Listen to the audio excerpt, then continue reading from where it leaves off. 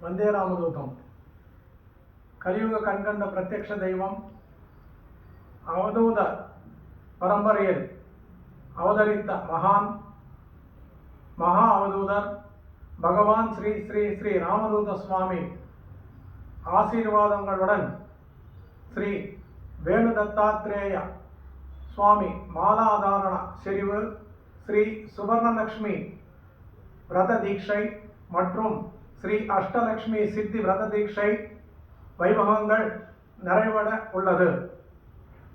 தேதி 30/3/2025 ஞாயிற்றுக்கிழமை காலை 7 மணி முதல்.